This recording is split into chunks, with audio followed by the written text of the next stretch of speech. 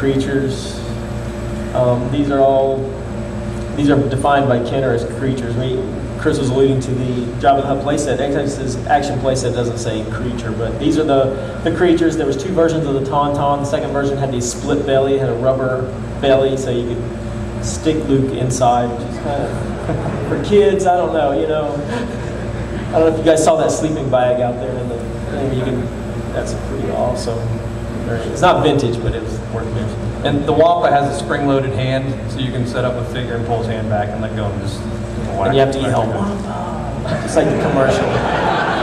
By the way, the Wampa makes his own noise, and when he runs, he goes Wampa, Wampa, Wampa. But they're playing a bunch of at Hasbro booth. They're playing a bunch of vintage commercials over there. Yeah. So if you want to see some of those, some of them are hilarious. They're campy, yeah. So check them out. So there was an entire line of large-size action figures. These were mostly in the Star Wars line, and there were, you can see them all there. They were all released in Star Wars packaging. The Boba Fett and the IG-88 were released later, and they came out in Empire packaging. And there were plans to release the rest of the figures in Empire packaging also, but then they decided to kill the line. Probably what had happened, they probably had the Boba Fett and the IG-88 already tooled up and ready to go. So they decided, well, let's just release these two because we're ready. But that's basically it. We're going to cut it off from there. Yeah. So the IG-88 especially is really hard to find. That's right. Yeah. Boba Fett was also released in the Star Wars packaging. They're nice. I mean, that played into the large action figures. Some people call them 12-inch figures or the dolls. But and the girls seem to like the Princess Leia. You could comb the hair just like a Barbie. You could never get it back into the bun like Kenner had it. So very neat. Some of them stand the test of time, but worse than others. And the Stormtroopers, because of dissimilar plastics, you'll find Stormtroopers with the hands have melted out of the wrists, and it's just two dissimilar plastics being in contact for 20 years. You have chemical reactions there. But you can find these things. They're nice. They have clothing. Really neat little line there. And then, of course, we all had to keep all our action figures somewhere. So there was a whole line of cases. Probably the most well-recognized is the Vader case, head right in the middle. And they're still making variants of this. I saw at Disney just this weekend a case that looked almost exactly like this, but a little smaller for their racers. So, that case has sort of survived down through the years, and I know Hasbro made another version of it. And there were several just regular boxy type cases released with different logos on it. Probably the most interesting one is the Chewbacca bandolier, so you can strap it around your body and keep your figures right here on him.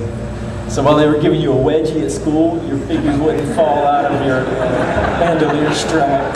I don't know who would have worn that. It's interesting though, with the Darth Vader head, that case, they sold so many of them. It's the worst case ever. As soon as you close the case up, you can hear all the figures drop down. I don't know how they sold it. Maybe because it was Darth Vader and kids thought it was cool, but it's unbelievable that it's the worst case. And the gun was neat. The laser rifle, you can put your figures in there and you can actually do something with it. But the other cases were better. Just little standard subdivided trays, and the trays were varying colors depending on which years, and there's different artwork, but those are the standard cases. Those were nice. There were a lot of multi-packs that were released. The ones you see on the left there are probably some of the rarest U.S. vintage pieces out there. Some of them are really, really hard to find in any condition. Other ones are a little bit easier, but the whole set is next to impossible. There's only a few sets that I know of people who put together an entire set of those 3 packs. And I'm not sure if there's a slide later in the international section, but those 3 packs also came out in a bilingual packaging, and those are even tougher to come by. On the right there, on the top 2, we've got, basically they had some leftover stock, and they just threw any 2 figures together and threw them in this bubble. And these bubbles were so wimpy, they just almost all of them are just crushed. But you can find all kinds of combinations on these. You can see Greedo and Vid Fortune together there, and that doesn't make any sense. But you can get just about any combination you can think of.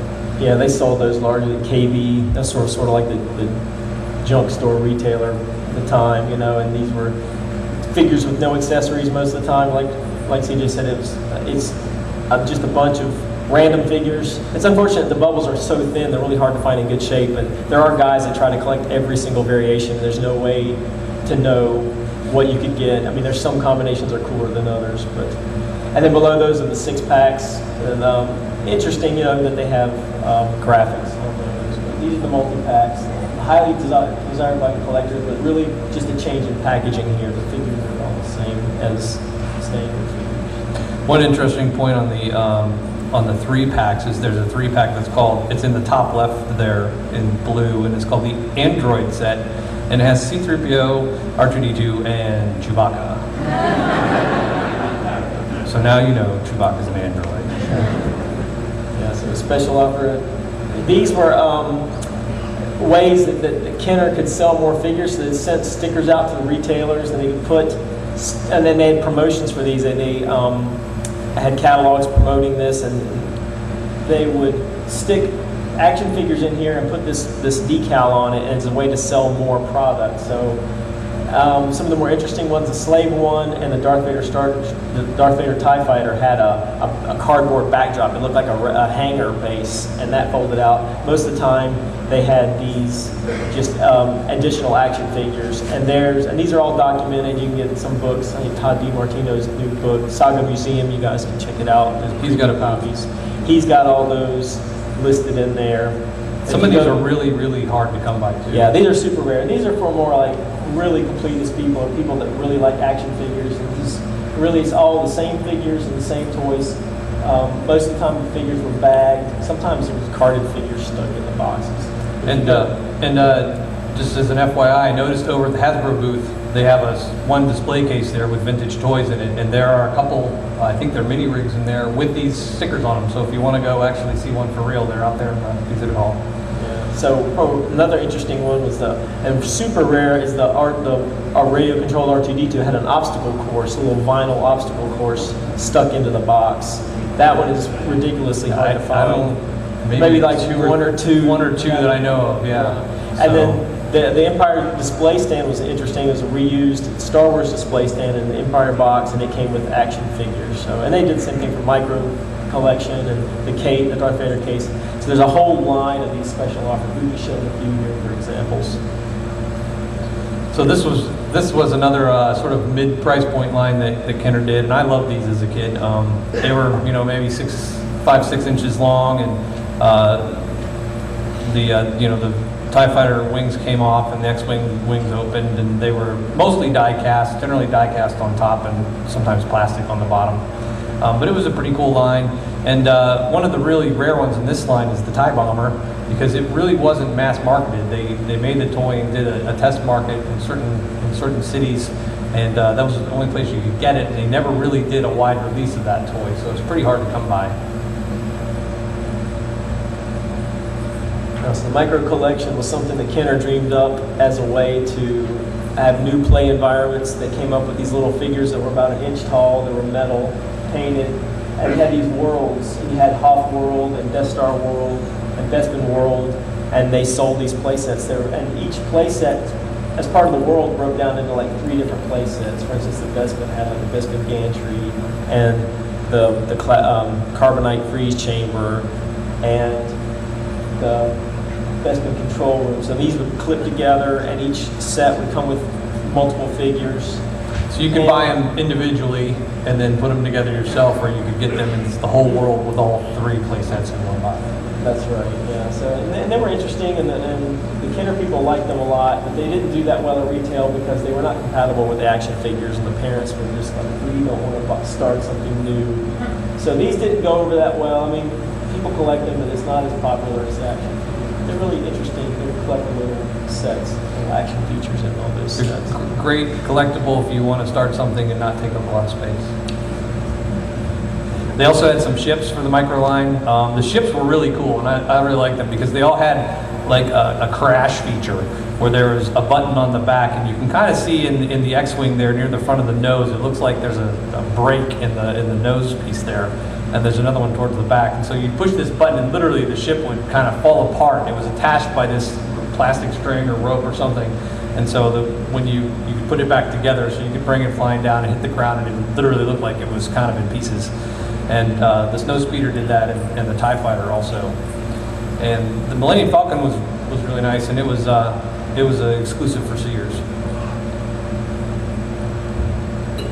Here's some Plush Toys. Yeah, Plush. I mean, they started Plush Toys in the Star Wars line. You had Chewbacca and R2, and then nothing during Empire. But then you got to Jedi, and Ewoks were made for Plush Toys. You had Walklings and full-size Ewoks. On a set of those things. So, and role-playing toys that you could get into. The guns were very popular. 2 for Star Wars. They had the laser pistol recycled. The laser pistol and the laser rifle were carried all the way through Jedi, and then for Jedi you had the addition of the biker scout pistol. And then of course everybody had, lightsabers you swung and they go. So then probably the more rare of the lightsabers is the droids one. It was actually extended out, much like sort of the little bit more recent toys, rather than just being a solid piece. Yeah. Unfortunately, they didn't do a telescoping feature, so it was really a light dagger. I mean, the blade was only this long. It stuck in the hilt, so I guess that's as good as they could do at the time. There were 2 color versions of that. And then the inflatable lightsabers were really popular. A couple of variations on the box there, and the lightsaber is basically an inflatable tube with a flashlight on the end, and had a little repair kit with this little vinyl thing. When you tore a hole in it, you put a piece of tape on there and went on your way. And mail-away offers, a lot of mail-away offers. That display stand you see was really only initially available as a mail-in with proof of purchase seals, and then later on they charged you a couple bucks. And then they added that was available in store packaging, really rare. Most people got it as a mail-away. And there was the special offer, the Arena for Empire, which had those little L-shaped displays that you could orient in different shapes. So. And most of the mail-aways were figures. I mean, you've seen them on the cards, mail-away Anakin, mail-away this. And of course, the most popular one was the mail-away Boba Fett, which everybody knows that story. Rocket firing didn't happen. The note on the right there is the note that came in the box with the Boba Fett's explaining exactly why you weren't getting the rocket firing feature. Here's some more here, just some, this is an accessories pack with a bunch of weapons and a backpack for Yoda, for Luke, and also a build your armies for the micro collection. And the top there, that was again a test market kind of thing they did. Yeah, like you'd be a young Jedi Knight, so like a club thing, and then your little kit would have an action figure in it, and some poster and some paperwork. Radio-controlled toys. These were starting the Star Wars, the radio-controlled Sandcrawler, and the R2-D2. And then the land speeder was actually sold only at JCPenney. It was a clearer control, so it was a audible control on that thing. So the toy would race around, you clicked it, and it would sort of back up and move in the next direction. So it was pretty lame. And then I threw Cobot in here because it was the Coca-Cola R2-D2, and that was also a remote control toy.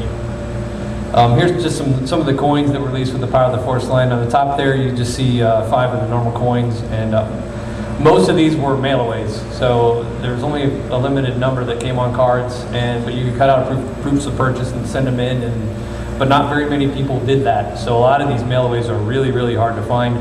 On the bottom there, you see some of the gold and bronze Ewoks and droids coins, and then on the bottom right there is what's called the 63rd coin, which we don't think